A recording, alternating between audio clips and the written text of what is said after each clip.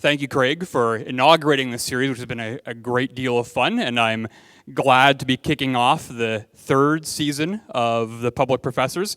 I apologize in advance to my students who I promised a toonie bar to get them to come here, which turns out to be a lie, but please don't blame me for that.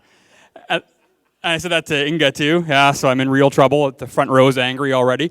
And I also want to thank Atlatl Archaeology, and I want to sort of note Rachel, who she was finishing her degree here just as I started teaching here, so she took maybe one class from me, but I still think that gives me the right to claim her as one of my own, and as any good prof will do, when your students achieve something, you take credit on their behalf. So thank you, Rachel, and thank you, Atlatl. So, many of you recognize the title of my talk is coming from this poem that you may or may not have been forced to memorize in high school, back in the days when we made people learn things back in school. So I want to go through and just talk through this a little bit. So I met a traveler from an antique land who said, "Two vast and trunkless legs of stone stand in the desert. Near them on the sand, half sunk, a shattered visage lies, whose frown and wrinkled lip and sneer of cold command tell that its sculptor well those passions read which yet survive.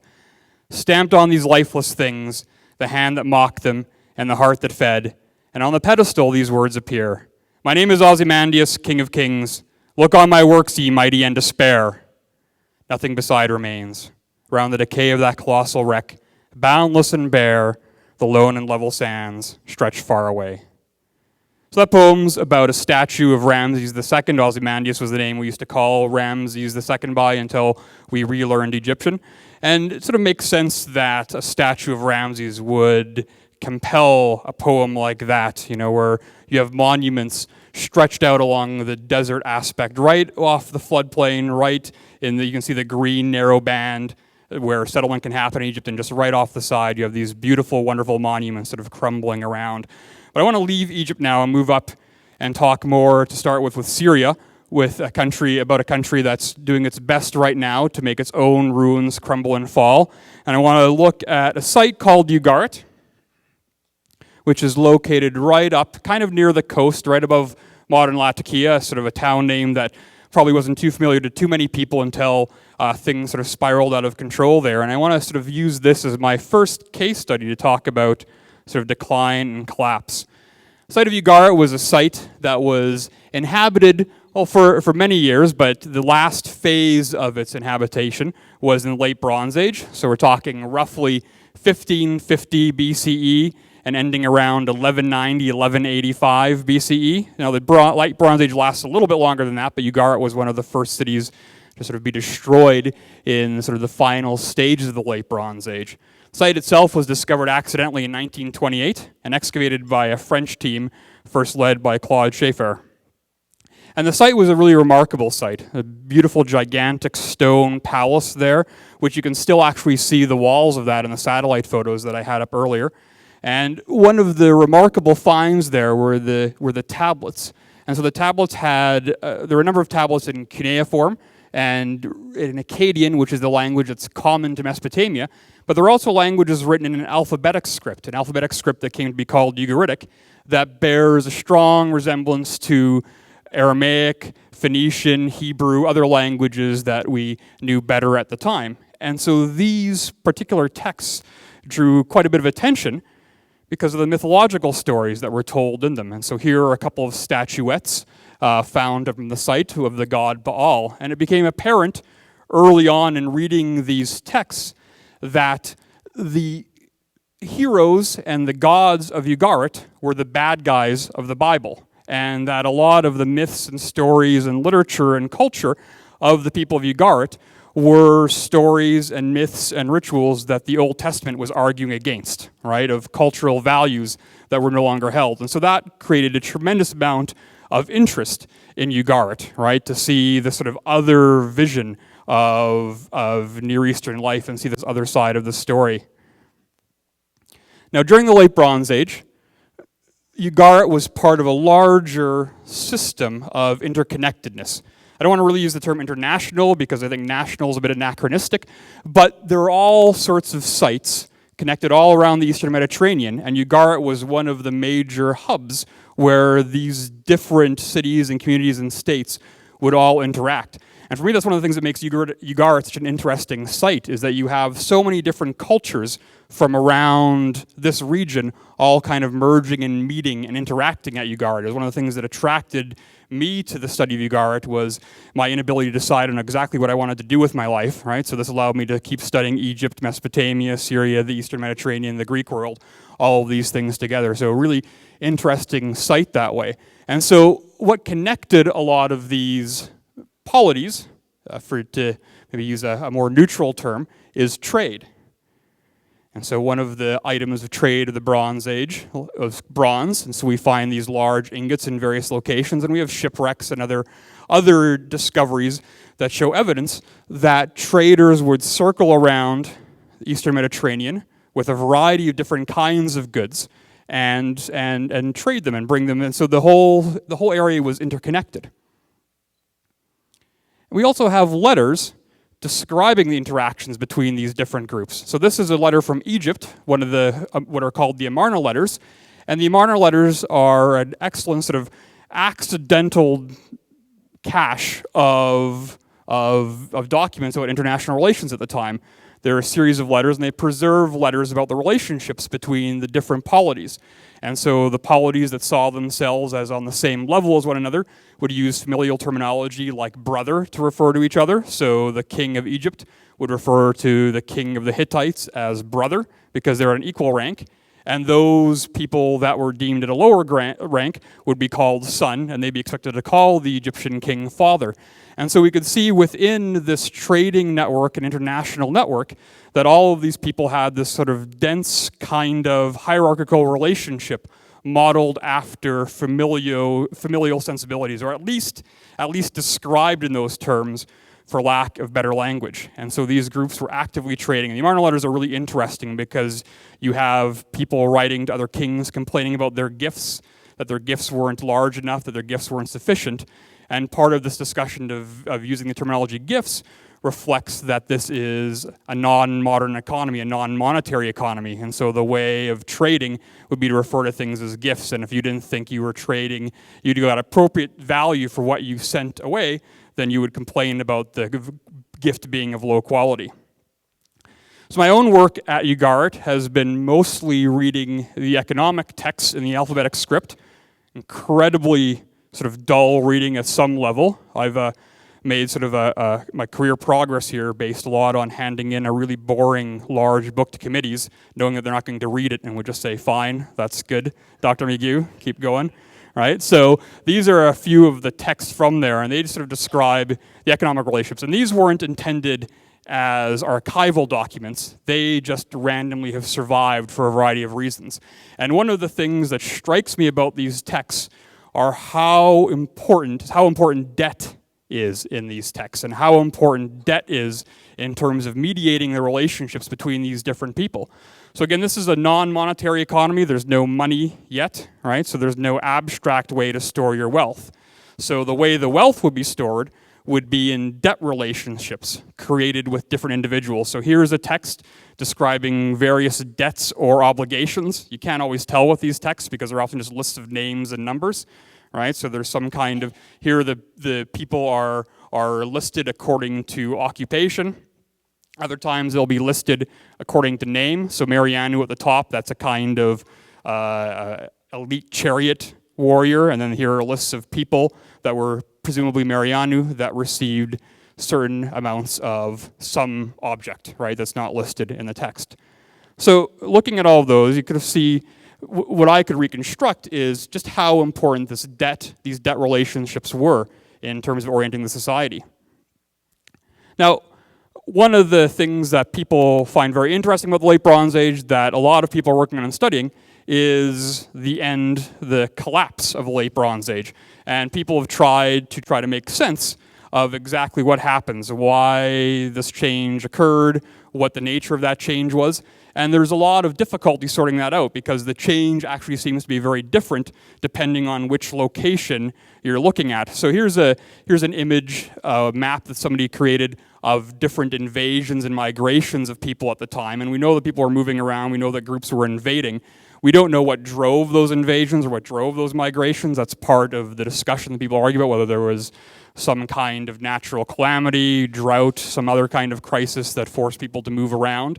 But we have the shuffling and movement of people, and we know that at Ugarit they experienced this because we have letters that were preserved at Ugarit talking about the marauding ships just off the coast and asking for help and the danger that these ships posed. And that's kind of an interesting record.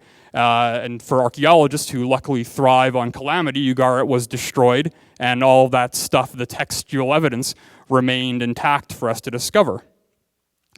So this late Bronze Age sort of collapse, or these invasions, are visible at a number of sites. This is a shot of Tel Mikne Ekron, which is the site that I learned to excavate on at the University of Lethbridge dig back in the 90s. A lot of us worked there. A lot of students here worked there, and Sean Bubel worked there alongside me. Walery Aufrecht, who's in the audience, he also worked there and helped sort of organize that dig. You can kind of see in the wall over here this kind of reddish hint there, and if we look a bit closer, you can see close up this destruction layer, which is very, very thick. And so beneath there was a storehouse and with jars containing figs.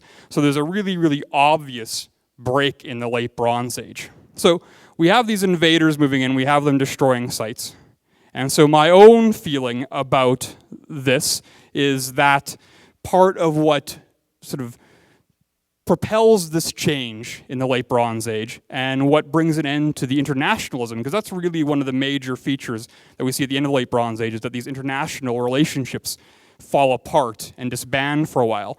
And my feeling is that it's kind of like what happens to you when a major hub at an airport breaks down for a while. And so suddenly all the major connecting points on the node no longer have any ability to connect to the rest of the network, right? So, if there's a snowstorm in Chicago, right, that wreaks havoc for anybody trying to get through Chicago anywhere else, right? And so because a lot of the debt and wealth was stored in these personal relationships and these social relationships in debt format, and a lot of the connections between these different regions were the personal connections sort of created by the palaces and the traders. When one of these major palaces like Ugarit was destroyed, that broke off that region from the rest of the network. And so we have North Syria cut out of the international relations of the late Bronze Age a bit earlier than in the south, and we have that same kind of thing differently. And so each region that falls apart in this way has its own difficulties in or has its own response to this kind of collapse. So that's been some of my thinking on collapse, destruction. But I want to talk now more broadly and more generally about what archaeology brings to the discussion of collapse, decline, and progress. I sort of see the Public Professor Series as a good way to sort of show how our different disciplines and fields interact with other ways of thinking in other disciplines, and that's informed by my own work at the university, both as a student and as a professor here in this very rich liberal education environment where you interact with a number of your colleagues in a wide variety of different departments. So I think one of the things that we can point at archaeology as making in terms of a contribution to the academy at large is a way to look at change over the long term. So I've sort of taken screenshots of an animation that I found online. The website's up at the top. You can't read the captions probably in the audience, but if you're really bored and feel like watching this again for some god-awful reason, right, you can always track down the websites there. But it shows the development of urban locations over time, right? So at the top left-hand corner, we have the urban locations in the late Bronze Age, and by the time we get to the bottom right-hand corner, we have the urban locations in 1950. And so this is one of the things that archaeology can do. It can give us a sense of long-term change. But it also can give us a sense of spatial change. And that's one of the other values archaeology has. And we like to sort of concentrate on the historical trajectory of archaeology, but there's a spatial one as well. And so here's a vision of Cairo and the Giza Plateau. And often the orientation we have when we're looking at the pyramids and thinking about the pyramids is you see it from a shot with the desert in the background and the pyramids behind. But when you look at it above, you can see how much the Cairo suburbs are sprawled around the pyramids and how close they're becoming. And keeping a sense of those spatial relations is really important. So those are the typical kinds of contributions archaeology is deemed as giving. But I also think there is a kind of romantic, Gothic sense that archaeology brings to the conversation. So here's an abandoned medieval monastery close to Dublin, one that was dedicated to St. Kevin, so it's one I like quite a bit. Right? And you can see this beautiful kind of misty sense as you see the stonework falling apart and the gravestones all around it. And I think no matter how sciencey we try to make archaeology, there's this romantic sensibility about it that drives a lot of our interpretation, a lot of our thinking about archaeology, especially when we're thinking about something like progress, decline, and collapse. So it takes me back to Shelley and Shelley's poem, which I think really captures some of this thinking about decline, this sense of Ramses II making these massive monuments, and then 3,000 years later, there's nothing there, there's no empire left, right? That kind of shocking change in time. And I think a lot of people in the 19th century were really struck when there was this encounter with ancient cultures as British and French imperialism sort of expanded the vision of Europe into these regions and started to realize that these once great cultures had been destroyed. And I think Shelley's poem well reflects the sort of place of the statue of Ramses II as it sort of stands in the British Museum today. This is probably the statue that he was writing about. He wouldn't have actually seen it when he wrote the poem at the time, and people debate exactly which statue it is. This one's called the Younger Memnon, that's sort of the name. But he had probably heard reports of the Italian strongman Giovanni Belzoni, who had gone to Egypt and was hauling these massive statues out of Egypt and sending them back to England. So this is probably the best candidate for the piece that inspired that poem.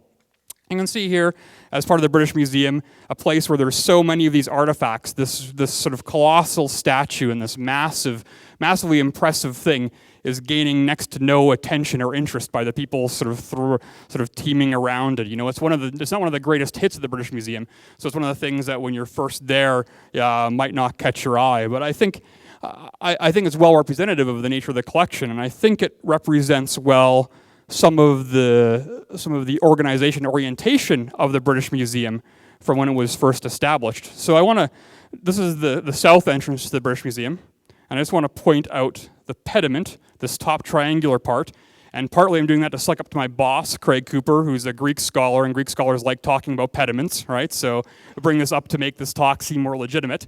And in further sucking up, I want to point out the smaller one on the side, which are showing sort of the Greco-Roman contributions in this pediment. And so what this pediment is it's sculpted by Richard Westmacott. It's called The Progress of Civilization, and it kind of articulates the vision of the British Museum at the mid-19th century as a place where you're going to see how civilization has progressed.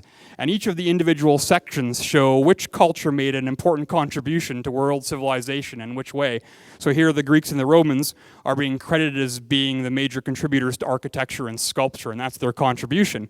It sort of showcases the point of the British Museum is a place where you could find this. Now, that's not what the people that run the British Museum today would say the point is, but certainly in the mid-19th century, amidst the debates about whether the general public should be allowed in or there should only be a place for scholars or artists to go, teaching ideas about progress was fundamental to getting it open to a larger group.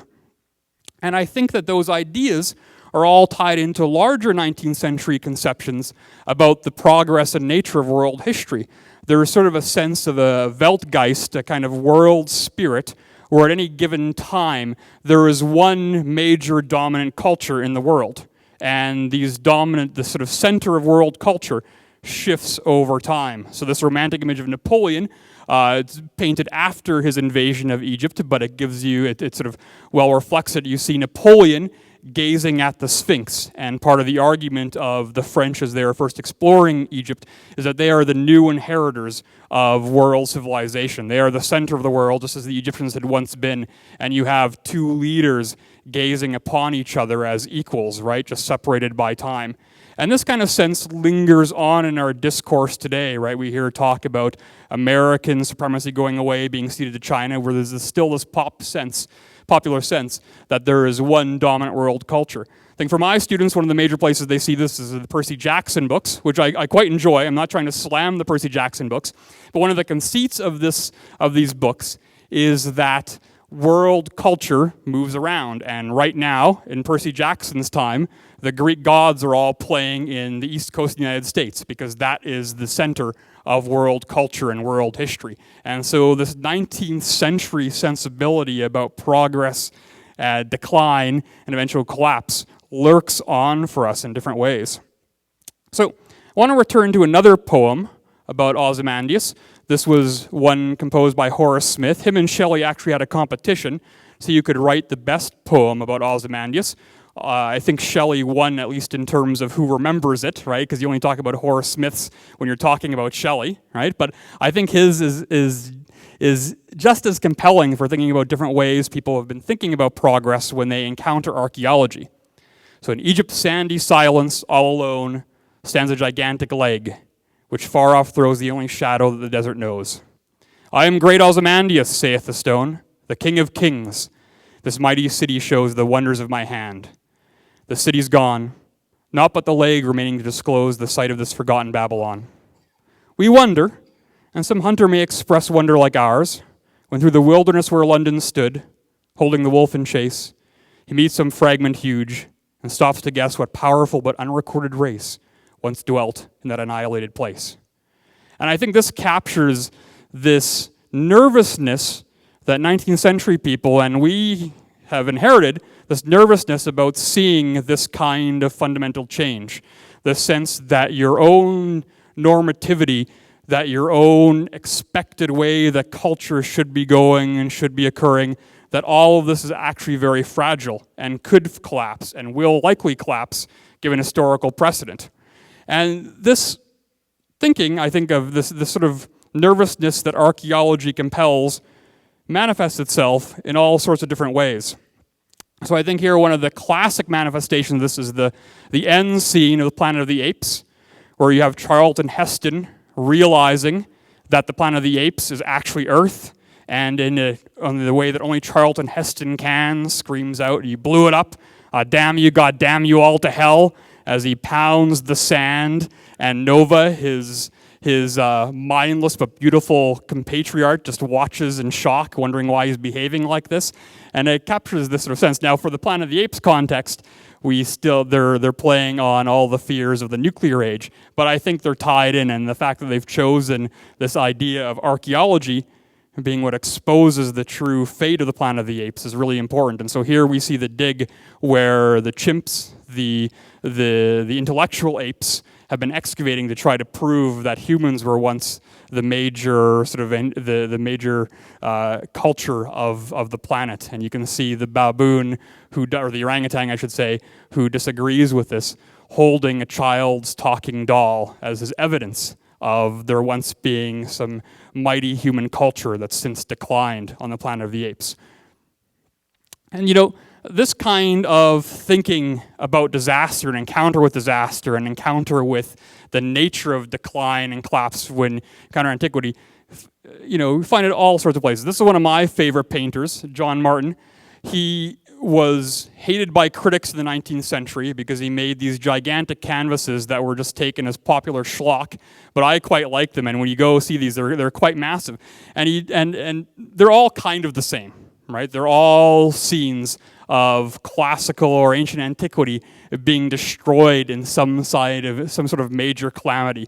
So here we have Belshazzar's feast sort of playing on biblical accounts of the collapse of Babylon, right, and the immorality there. Then we have the fall of Babylon, another one of these, right, where you can see the power of God swirling around, sort of encouraging the Persians to come in and destroy the territory. And, he's painting these before he really understood Mesopotamian history, so he's basing this on the classical sources with the idea of the final kings of these regions just sort of hanging out, drinking, enjoying their concubines while their territory collapses. And there's this kind of this kind of claim that vice in leadership leads to these long-scale collapses. You have other ones like this, destruction of Tyre. I quite like this one with the waves destroying, taking over, and you have all sorts of these. So, I mean, his oeuvre is very limited, but if you like scenes of mass destruction, they're quite enjoyable, and the small screen doesn't quite capture the detail. These are often blown up as massive panoramas, so that people in the 19th century go in and you just spend time looking and studying all the different details in the scenes, right? So there's quite a bit to look at in these. So, this kind of thinking about decline, fall, collapse isn't necessarily new to the 19th century, right? I mean, we have the Sumerian king list, way back in Mesopotamian history, is a list of kings, and at first read through, it seems like a boring list of all the important kings of Sumer. But when you read the editorial glosses, what this list of kings is actually saying is it's explaining why kingship moves from one city to the next. And the explanation that it gives is that the gods take kingship away from one city and give it to the next city. And so this list perpetuates itself in Mesopotamian culture because whoever the new city is makes their own copy of it and adds themselves on at the end of the Sumerian king list. So that keeps surviving, and that's sort of the justification is that the kings these other kings of other cities used to have the authority from the gods, but now we do, right? You get more complex, and I think us thinking about decline and fall comes with Edward Gibbon's magisterial history in the decline and fall of the Roman Empire, where he offers a long 6 or 7 volume, depending on the printing, sort of theorizing and thinking and deep consideration of all of the things that led to Rome vanishing and being replaced by somewhere else. And I think this sets off a lot of contemporary thinking about decline, fall, collapse. But tied in with that is that nobody actually reads this book and thinks about the complexity that he brings to the question. And what it gets replaced with are what I would call monocausal explanations, or maybe seed theories or germ theories. These are theories where there's one little problem that grows into a much larger problem that at first you can't tell is a problem, but eventually becomes the major issue. And so this is your way of getting a bestseller in archaeology, is to come up with some simple solution to complex problems. So we have like the classic, the typical story is of barbarians invading, because we know barbarians did invade Rome, right? So that's often cited. And we have the more ludicrous ones, like the lead pipe theory, right? That the Romans all got lead poisoning and died out, right? Which obviously can't be held up for any number of reasons. And you have also various kinds of social unrest or social disturbance, sort of slave revolt. I put that out for my Marxist friends in the crowd, right? But for other different kinds of explanations that lead to sort of thinking about why Rome collapsed. And the occasional attempt to try to make this complex. Fall of the Roman Empire, a film I love. Wally Alfrecht and I disagree about this. He prefers Cleopatra. I prefer Fall of the Roman Empire. I'm a Sophia Loren fan. Can't help it. But here it offers a vision of why Rome collapsed, rooted very much in the international relations of the 1960s, where the idea is that Rome should be functioning under Marcus Aurelius as a kind of United Nations, where all the different people under Rome's power meet together, and Marcus Aurelius is really just their leader, helping them learn neoliberal policies and proper economic development, and that the actual fall of Rome comes because Commodus doesn't follow through on these neoliberal United Nations style policies. And so Rome falls apart, and the idea is, though, that we as Americans and Brits can make sure this doesn't happen again, right? So sort of seems like it's starting out complex, but it's just putting this monocausal problem back to earlier in the collapse of Rome. And we get this with the Maya all the time, right? This idea of this kind of quick collapse. People talk about the collapse of the classic Maya civilization, right? And this is one of the mysteries that gets sold. But my friend Jamie McKenzie's in the audience, whose birthday it is today. Happy birthday, Jamie. Everybody say happy birthday. Survived another year. Right? He works directly with Maya people who are still around, right? Still alive. So it's not like they collapsed, they just kind of move, but it makes for a more interesting story. Talk about the mystery of the collapse of the Maya. And I think, some of this is because you're simplifying and popularizing things and you want to sell interesting stories. A lot of it deals with, rooted in the problem of infotainment, where instead of having actual information, we want to sell exciting documentaries, right? But it also, I think, comes from the kind of scales of time that we're looking at when we're thinking about archaeology, right? And if we go back to this scene, the sort of image of the section, the wall from the excavation of the Ptolemaic Necron, you see this thick destruction layer and something immediately above it. Now, there's nothing about this that actually says what the temporal relationship between that red destruction layer and the next thing is, right? We just know that it happened afterwards, but it could be a long time. And when we're talking about archaeological time, we're talking about much larger frames of time. So when we were talking about the late Bronze Age earlier, right, people talk about this instant, imminent collapse, but when you actually look at the dates and think about this stuff, this is a long process over hundreds of years, right? And so it's that, I think for us, thinking about these ideas, right, we kind of collapse the time in a way that we need to step back from archaeology. We want to actually make sense of what the data tells us. And, you know, when you live in a place where you have these monuments surrounding you, like so here's Rome, and here's a contemporary image of Rome, and then an image of a model made of Rome from the time of Augustus, right? And when you live around these things, you can't help but wonder about the relationship between your time and the ancient times. And that certainly has happened in various parts of Roman history. Here's a wall mural of some fascist propaganda. It reads something like, "We are dreaming of a Roman Italy." And this dates from the interwar years. And certainly dreaming of a Roman Italy was part of the influence, what influenced Mussolini, and part of his major propaganda program was to try to claim we need to bring Rome back to the days of Augustus, right? And so much of his propaganda and much of his support of archaeology was rooted in this idea that we need to bring Italy back, right? That Italy was once the world power and it should be again, right? And so he was a great supporter of archaeology and had some sort of interesting approaches to that. Here's one of my favorite. I always show this to my students. You have on the one side this is the Augustus Prima Porta, famous statue of the first Roman emperor. Mussolini celebrated his 2000th birthday. And then next to that is a statue of basically the same thing, but the head is it's a depiction of Mussolini's face. And the inscription beneath it is about Il Duce and about his commemoration. And so it's really drawing, these connections are drawn very, very explicitly.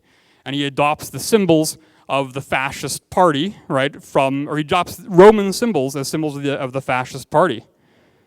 Now, speaking of fascist archaeology, I want to turn back to talk to some of the archaeology of the former conservative government, or Stephen Harper.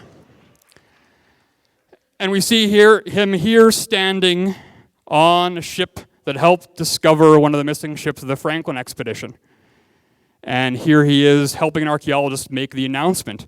And this is a very strange thing, right? And I'm always surprised by how non-phased people were by this, right? That a sitting prime minister would make an announcement about an archaeological discovery.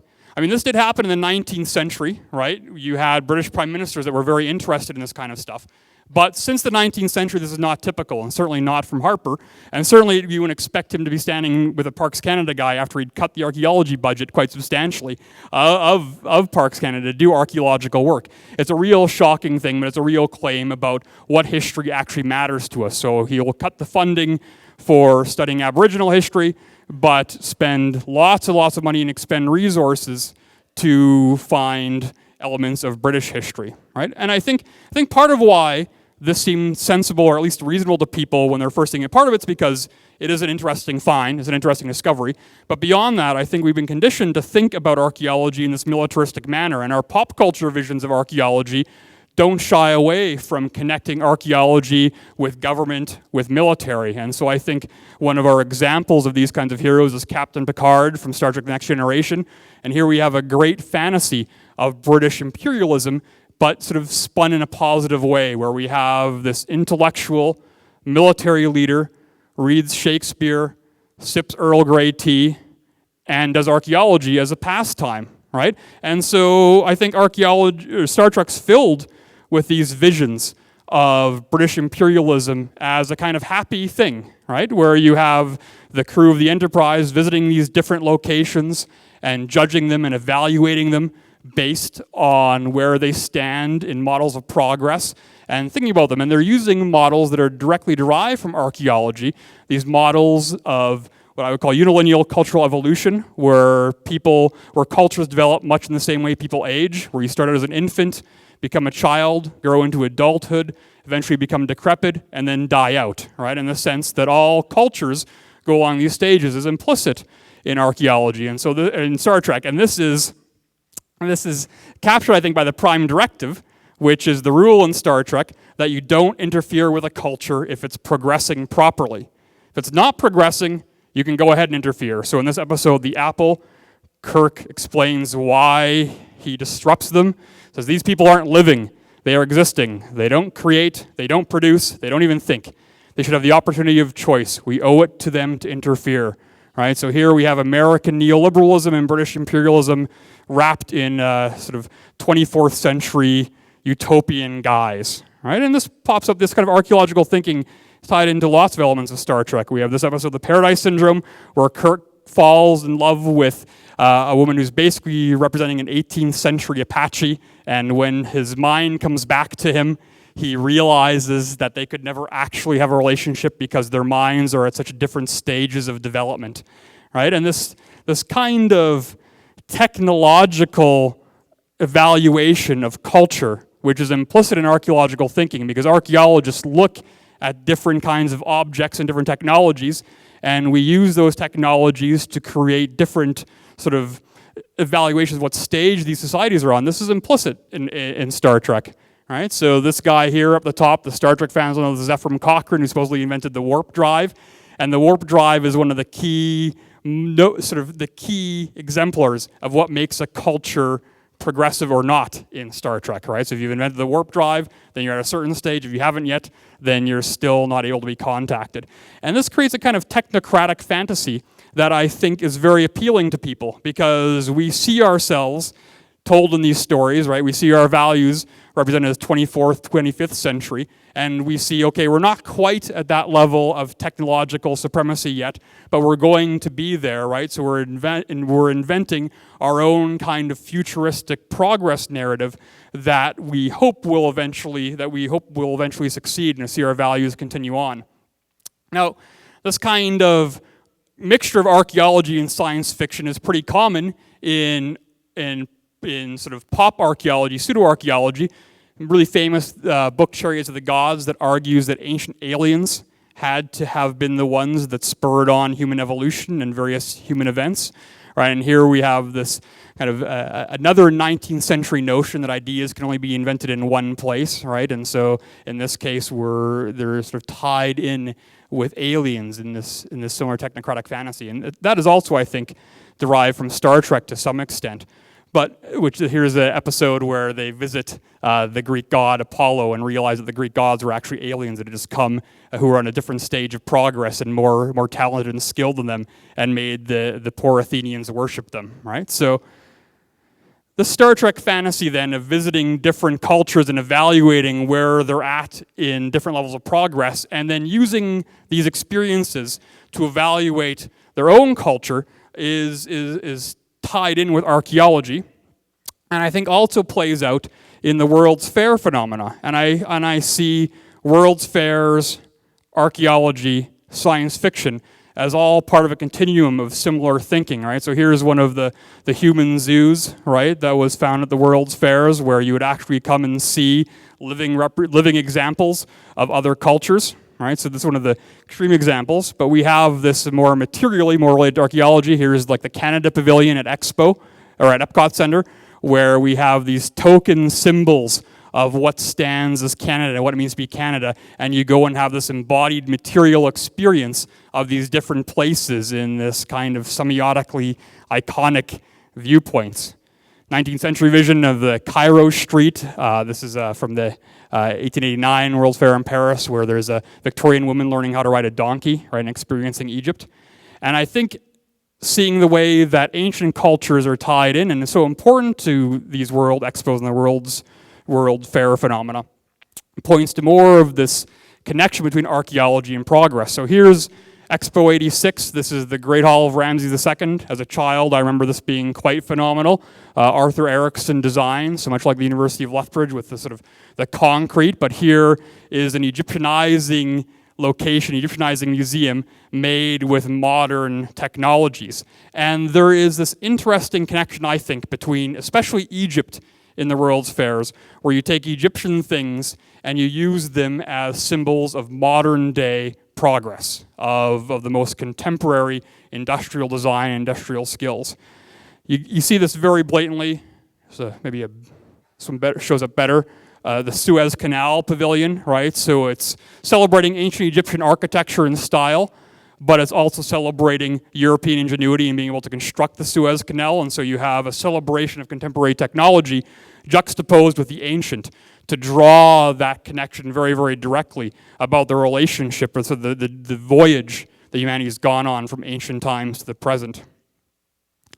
The Crystal Palace is another one of is sort of similar to the World's Fair phenomena. This is kind of like Epcot Center. It was ran from 1854 to 1936 in London, or just to the south of London. It's in what is London now, but at the time.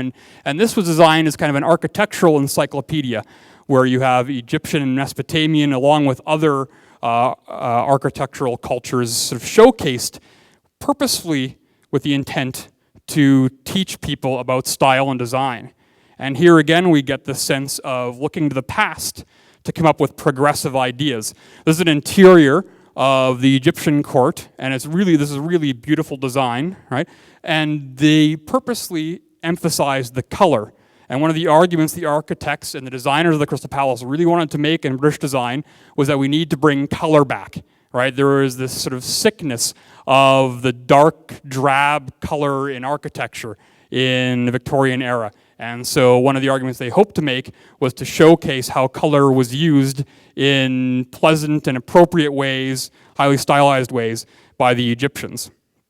And we have architects still doing this today, right? So this was from a recent architectural conference in Venice, which for some reason showcases in one of its posters an archaeologist looking at the Nazca lines in South America, and the sense here is this gaze at the past will lead to progressive futures in architectural style. And now some of this in architecture plays out with new forms and new kinds of things where there's room for design. So you have bridges designed in Egyptian style, like in the upper upper left-hand corner, right? So bridges there's all sorts of room for making new types, but also with a bridge you want to emphasize stability and endurance and safety. And so adding Egyptian flourishes to a bridge gives it that sense of strength. Or down below we have a prison, and here we have a new kind of architecture from the 19th century, a prison from New Jersey, designed like an Egyptian temple. Or other kinds of more fanciful buildings or fun locations, like this is Bewley's Oriental Cafe, a tea house, coffee shop in Dublin, designed with Egyptian flourishes to emphasize the fun aspects and also the Middle Eastern components of coffee and tea drinking.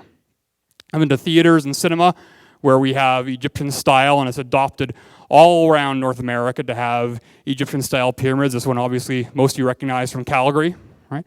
And this is one of my favorites. This is the Fox Theater in Atlanta, which was originally built by the Freemasons, but they ran out of money and so had to sell it to a theater company.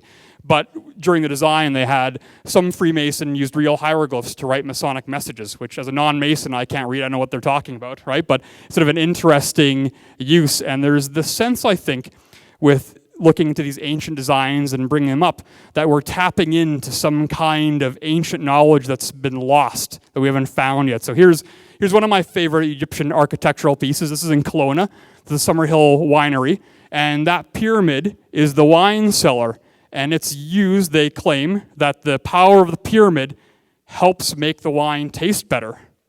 Normally I say this kind of stuff is nonsensical, but I really like this wine, so I think it works. Right? The power of the pyramid. And so that's one of the things that gets tapped into, is that we've lost these connections or these secrets, these powers. But, it's not always progressive, these uses, I think, in design and style.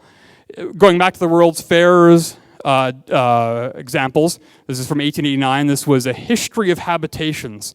And one of the designer made a whole bunch of these miniature buildings representing what kind of houses people used to live in.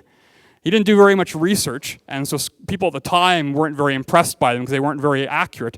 But one of his fundamental arguments was the square and rectangular buildings were by civilized people, uncivilized people lived in round buildings, right? So a sort of argument about normativity. Or a history of work one, where it's kind of a more insipid argument, where you show sort of the mannequins doing different kinds of work and showing how modern productive activities were done in ancient times. But of course, the gender roles all still replicate those of the contemporary times, and it's a strong argument that things that they are as they are today should be continued because they've always been that way. This sort of argument of normativity because of temporal connections is really, really powerful. Other times, I think these designs or ideas were used to smooth over concerns about new technologies. You have a concern about the new technology, the new manufacturing in the 19th century, and so you have these world's fairs, especially jewelry of Egyptian styles, Egyptian things, made explicitly through modern manufacturing techniques. And part of the argument is to show, look, we can have as much quality that we find in the ancient world through these new technologies. And this connection again of past and future is apparent in other technological approaches. So here is an ad for aircraft engines called scarab engines, right? And their argument is they've got this Egyptian design to emphasize this new, potentially dangerous technology, right? Now, the Egyptians didn't know how to fly, obviously, right? But what makes this soothing is this connection to this enduring past and the power of these ancient cultures and the knowledge they would have had. And this in sewing machines, also representative of these new kinds of technologies that people will be nervous about, but you cover them in ornate Egyptianizing designs to show that there's actually an ancient connection here. And textiles in the 19th century were really seen as something that had come from Egypt and had an Egyptian connection. It was really important. All sorts of classic design, Wedgwood here and Sèvres on the other side, new kinds of domestic items made from Egyptian fashion. The ones on the left-hand side are really just examples of canopic jars. These are the jars that you would keep the entrails of mummies in Egyptian tombs, but now they're designed as vases, as furniture. And over here we have a kitchen service, or a dining room service, where you use a pharaoh's cup as kind of like a gravy ladle kind of thing, right? This was actually manufactured as Napoleon as a divorce gift for Josephine, which he rejected. Then anything that has a sense of time or temporality, so the metronome, these first metronomes have this obelisk shape that's representative of the Egyptian style, right? And so the tick, tick, tick, and the temporal connection of the metronome, all conveyed by this Egyptian. And so it makes conceptual sense that a metronome is going to be shaped like this because of the way a metronome works, but there's also a stylistic argument. We find obelisks all over the place in funerals or in cemeteries. We have obelisks in our cemeteries in Lethbridge. Here's an obelisk from Highgate Cemetery, one of the 7 first private cemeteries in London. And these private cemeteries were looking for ways to, kinds of architecture that they could call on, refer to, that didn't have any kind of religious baggage to them, right? So people from any denomination could be buried in these things. So it had to be somewhat suitable theme, right? So Egyptian, with the connections to the dead and the tombs and the Egyptian style and monumentality, worked kind of well for that. And this sense of tying, going back to sort of the Gothic and the haunted nature of thinking about archaeology and reminiscing, brings us to sort of a major cinema theme again, this idea of the past being dangerous and there being some kind of connection to the past, and unearthing and touching that past holds us back and causes all sorts of problems, right? So you have up at the top right-hand corner, right, one of the ghosts coming out of the Ark of the Covenant at the end of the Raiders of the Lost Ark, or you have the mummy, a really strong example of the kind of corruption that an experience of the ancient and an experience of the East can have on North American or European society, where you go and encounter these values, and these values come and cause problems for you and infect you in the present. Or here from the X-Men movie this summer, right, the villain Apocalypse, who is awakened from Egyptian times and wants to bring Egyptian values to the world and cause all sorts of problems that way. And you know, this connection of Egypt and fortune-telling and future-telling is found in all sorts of carnival amusements as well. Here's an Egyptian mummy fortune-telling machine where you put in a quarter and the mummy comes to the window and tells you what your future is going to be. And I think thinking about that future and thinking about the future is tied in with the way archaeology is used. So I really like this. This was a temporary exhibit at the British Museum. I can't for the life of me remember the name of the artist now. It's driving me nuts, right? But what these artists were asked to do was to come up with exhibits to go alongside of permanent exhibits in the gallery. So here we have one of the moai from Easter Island, one of these standing sculptures. And the narrative we usually have about Easter Island is how this is an example of how a society can do itself in through poor environmental and economic management. And here, this artist has chosen to put a sleeping man across from it, right?